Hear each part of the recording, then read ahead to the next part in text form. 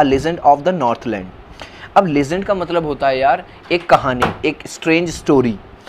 एक मूवी आई थी the legend of Bhagat Singh, आपने देखी होगी, कि यानी कि उसमें भगत सिंह की कहानी दिखाई है। अब यहाँ नॉर्थलैंड, नॉर्थलैंड का मतलब है, जैसे आपने सुना होगा कि जो दो पोल है, साउथ पोल है और नॉर्थ पोल है, तो ये मतलब नॉर्थ साइड की कहानी है। This poem narrates the legend of an old lady who angered Saint Peter because of her greed. ये जो कहानी है एक ऐसी बूढ़ी औरत की है जो कि बहुत ज़्यादा लालची थी, जिसकी वजह से जो सेंट पीटर थे, सेंट पीटर कौन थे, जो जीसस क्राइस्ट थे उनके डिसाइपल थे, मतलब उनके शिष्य थे। जैसे हमारे यहाँ साधु महात्मा लोग होते हैं, प्रवचन करते हैं, कथा करते हैं, ऐसे ही क्रिश्चियंस में पीटर सेंट होते हैं, सेंट पीटर्स थे। तो वो उससे गुस्सा हो जाते हैं। अब गुस्सा क्यों हो जाते हैं, क्या हुआ था स्टोरी में, वो अब हम पढ़ेंगे इस पोएम के अंदर। Away, away in the northland, where the hours of the day are few and the nights are so long in winter that they cannot sleep them through। अब जो कहानी की जो शुरुआत हो रही है वो डायरेक्ट स्टोरी से नहीं हो रही, पहले वो एक भूमिका बना रहा है। क्या कह रहा है, अवे अवे, दूर, नॉर्थलैंड में, यानी कि नॉर्थ पोल की साइड, जहाँ पे डे कैसे होते हैं, बहुत कम होते हैं, डे का मतलब है दिन, and the nights are so long in winter, और सर्दियों के टाइम में जो रात होती हैं वो इतनी बड़ी होती हैं, that they can not sleep them through, मतलब इतनी ज़्यादा। अब जैसे यार 24 घंटे हैं, अब अगर 24 घंटे में 18 घंटे की रात होगी तो क्या हम 18 घंटे थोड़ी सो पाएंगे, नहीं ना। तो वहाँ के जो लोग हैं वो सो नहीं पाते 18 घंटे।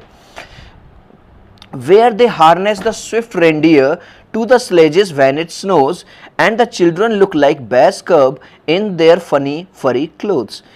हार्नेस का मतलब देखो, हार्नेस होती है एक रस्सी, वहाँ पे क्योंकि बहुत ज़्यादा बर्फ़ पड़ती है, बहुत ज़्यादा ठंड होती है, तो वहाँ पे वो बांधते हैं किसको, रेंडियर। अब यार रेंडियर कौन होता है, रेंडियर एक जैसे रेगिस्तान का जहाज कहते हैं ऊँट को, है ना, शिप ऑफ डेजर्ट। क्यों, क्योंकि उसके जो पैर है, उसकी जो बॉडी है पूरी तरह से अडेप्टेड है किस में काम करने के लिए, किस में चलने के लिए, रेत के अंदर, मिट्टी के अंदर। ऐसे ही जो रेंडियर है वो एक ऐसा जानवर है जो बर्फ़ के ऊपर बड़ी ही आसानी से दौड़ सकता है, चल सकता है। तो लोग उसे वहाँ पे यूज़ करते हैं अपने कार्ट में लगा के, जैसे बुग्गी भैंसा आपने देखा होगा, एक कार्ट लगा देते हैं, आगे बैल लगा देते हैं हमारे यहाँ, तो ऐसे reindeer. To the sledges when it's snow, sledges का होता है वो गाड़ी जिसमें उसे बांध दिया जाता है कि जब बहुत ज़्यादा बर्फ़ पड़ती है। And the children look like bears cub, और जो बच्चे हैं वो कैसे लगते हैं, भालू के बच्चों की तरह लगते हैं। इन देयर फनी फरी कोट्स, क्योंकि उन्होंने क्या पहने होते हैं, बहुत फनी से फरी फर वाले, आपने देखा होगा जब बहुत ज़्यादा विंटर पड़ जाती है तो हम लोग भी पहनते हैं, हमारे हुड वगैरह में, कैप वगैरह में फर लगे होते हैं, बाल बाल से क्लोथ्स।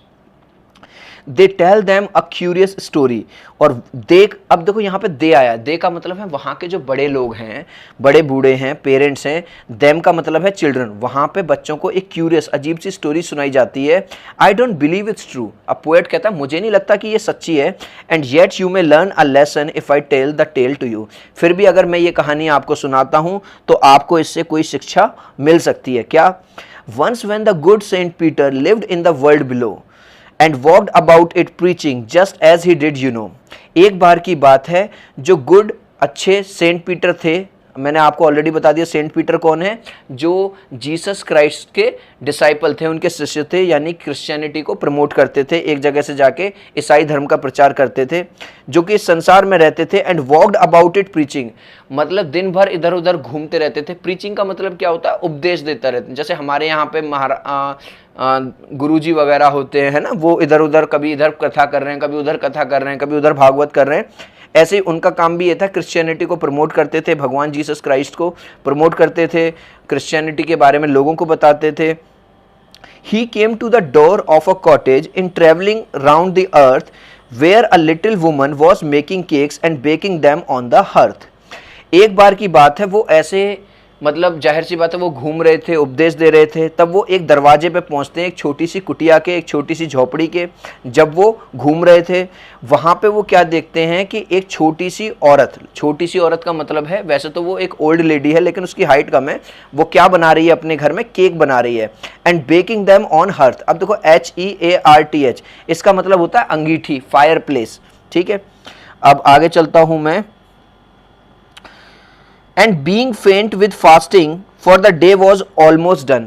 अब जो सेंट पीटर थे, फास्टिंग का मतलब है भूखे थे सुबह से, क्योंकि सुबह से लेके उन्होंने शाम तक रात होने वाली थी, कुछ नहीं खाया था। He asked her from her store of cakes to give him a single one, और उन्होंने उससे रिक्वेस्ट करी कि मुझे एक छोटा सा टुकड़ा केक का अपने स्टोर में से दे दो। किसने करी? सेंट पीटर ने उस लेडी से।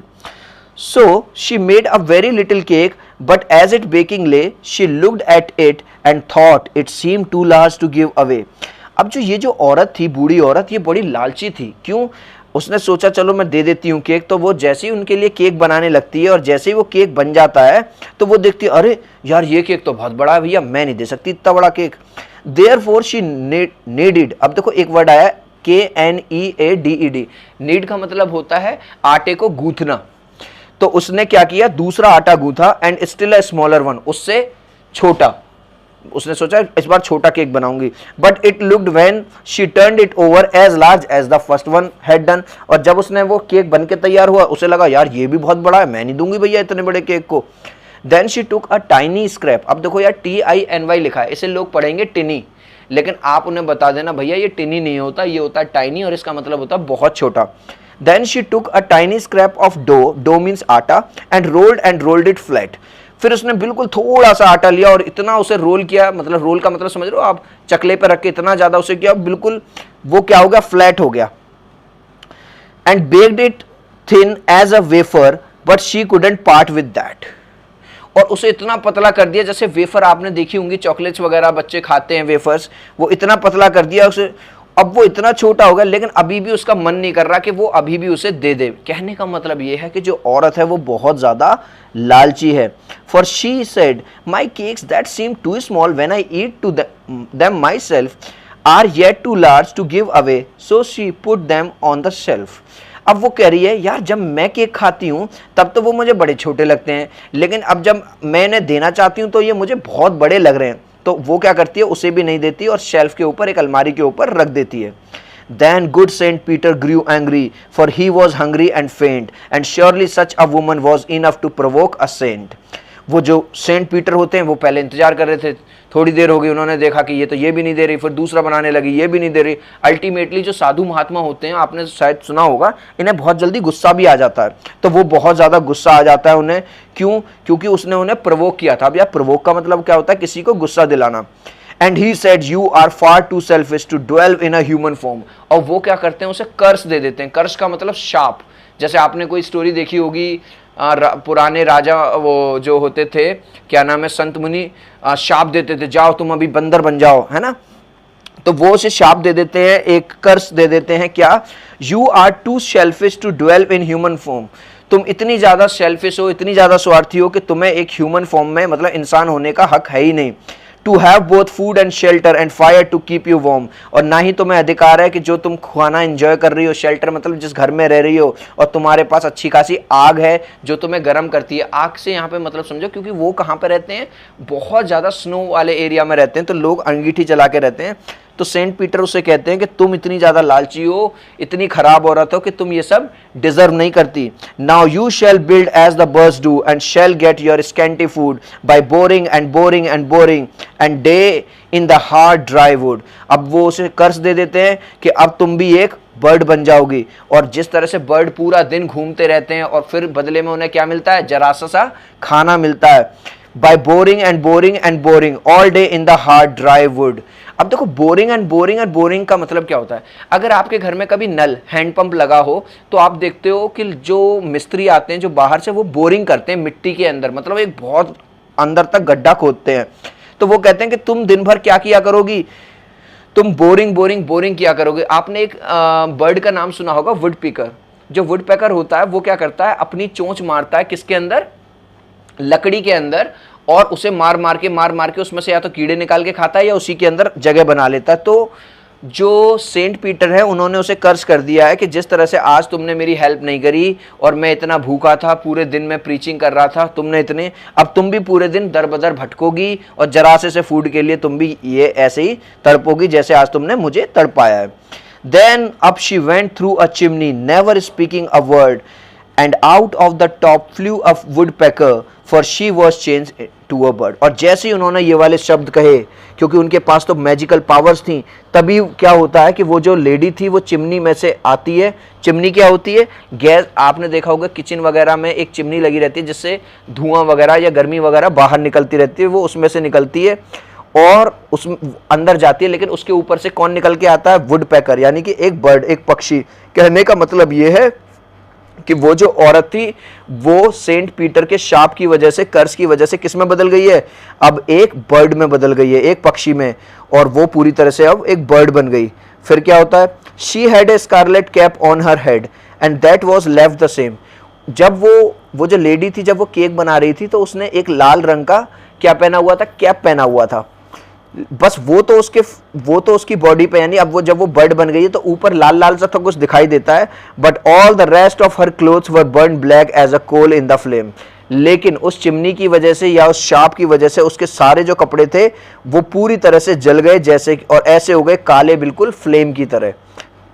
किसके? कोल की फ्लेम की तरह, कोयले की।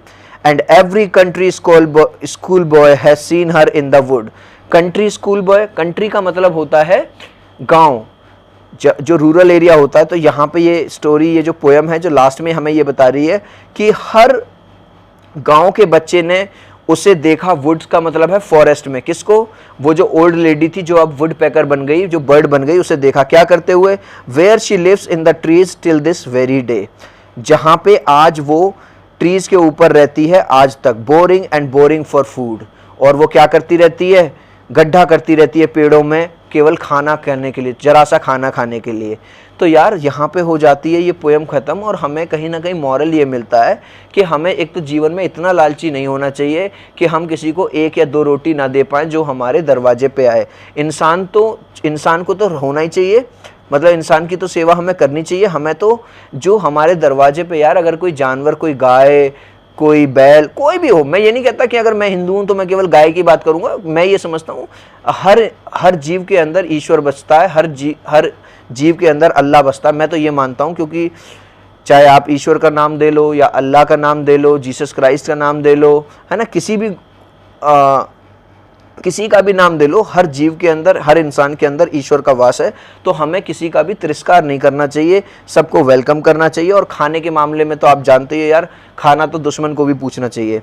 अब लास्ट में यहाँ देखो कुछ लिखा हुआ है, a ballet is a song narrating a story in short strangers. तो ये जो पोएम है, कोई आपसे पूछे तो ये क्या है पोएम का?